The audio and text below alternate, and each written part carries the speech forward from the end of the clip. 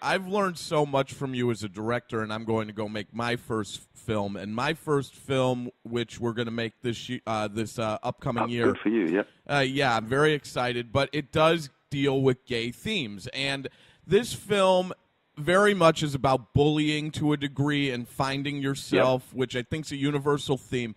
Of course, we know, for those that don't, Orson Scott Card's views on gay marriage are he's anti it.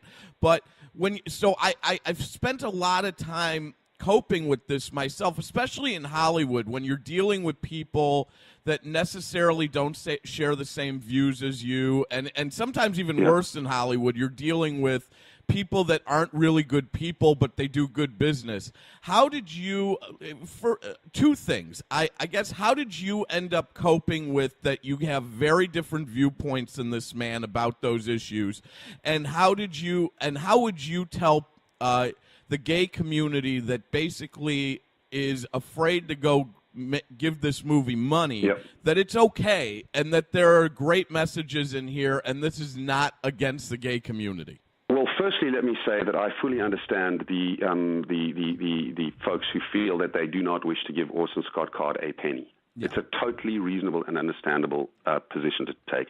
I have worked. My early work was in HIV/AIDS for the Department of Health in South Africa. I won a South African Emmy for my work in that field, and I have a completely different view to Orson Scott Card on issues of gay rights and gay marriage and so on. And that's I've been a member of Courage Campaign for many years, a great organization that has been very much pro-gay marriage in California, and I'm very proud of the work that they do. So Orson and I have very different views on the issue of gay marriage. So how do I cope with the book? It's an excellent question.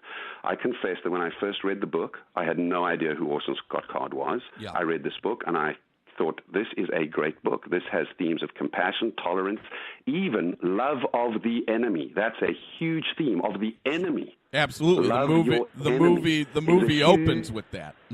Well, I go in and I pitch this, and I'm perhaps naively, I'm not aware of this author's crazy position. I come from a country where gay marriage has been legal since 2006, where constitutionally sexual orientation is constitutionally protected. And here I am in the United States of America, and it's not the same. Yeah. So I'm thinking, well, this is a great book. It doesn't occur to me the author might have these strange views. But, of course, they come to me within a few months. And I come home to my wife, and I go, Riss, I can't believe what this guy's saying. I have to drop this project. Yeah. And we have a big conversation, and I look at this book, and I go, wait a minute, but I really, and given my military background and all these feelings, my authoritarian issues and all that, damn it, these themes are strong. This book is great. It's beloved by many, gay and straight alike. Yeah. Love this book. Yes. You go online, there's many gay people who love this book and are deeply distressed by Orson's views and are going through the same dilemma. I love this book. What do? Push it aside, never see his work again? It's a genuine, heartfelt, understandable dilemma we're all facing. My attitude came from something that my president, when in 1995, Nelson Mandela did. There was a 1995 World Cup.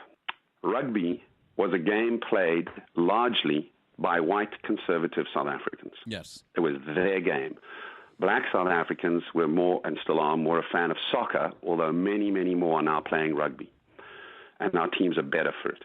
But in 1985, after the 1994 first democratic elections, the country was a new non-racial democracy, very new, very fragile. And we were going to play this World Cup. And many people were saying there's no way that the Black South African community can support this. We're not going to attend. And what did Mandela do? He appropriated the very most precious sport of those conservatives. He put on the Springbok rugby jersey. He stepped out onto the field. He shook the hands of every single player, and there was only one black player on that team at that point. He shook the hands of white players, many of whom had been and probably still were very racist in their outlook. And he appropriated that sport for the entire country. And 64,000 South Africans in Ellis Park Stadium, most of whom I assure you were white, stood up and chanted his name, and probably 63,000 were probably white. And they started chanting, Nelson, Nelson, and they adored him. Yeah. And he totally stripped that sport of its racist approach. Yep. Now, how do we apply this to Orson Scott Card's book? I love Orson Scott Card's book, and I'll be damned if Orson Scott Card's views, with which I strongly disagree, will cow me into saying I no longer love his book. I love this book. I appropriate his book and its messages of compassion and tolerance and respect for the other, all of which I actually think he feels, possibly because he's a Mormon and feels often like an outsider. Well, guess what? Other people feel like outsiders too. And the message of your book is inclusive. And I promote that message. And I disagree with you on your stance on gay marriage. And that's kind of what made me feel like we would do it. And I said to my wife, there's a day coming that this is potentially going to undermine the film. There's a day coming when one's going to have this conversation. To think otherwise would be naive. And on that day, and thank you for giving me this opportunity, and I've had it with other publications too, I'm going to say what I think. And even though the film has nothing to do with gay marriage and everything to do with understanding your enemy and tolerance and how to find your own moral compass, it's going to need to be said. And if it harms the film, so be it. Yeah. I believe that the message of this film is powerful and strong and about compassion.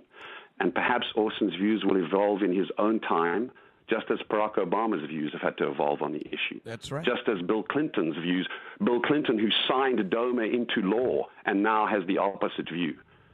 So I really think it comes down to this. Art must be separated from the artist, but it's very, very hard to do at times. Richard Wagner wrote great music. He's an anti-Semite. Yep. Do Jewish conductors conduct his music? Some do, and some won't. And it's very understandable. But for me, the book is a beautiful expression of compassion and tolerance, and that's what I want to promote.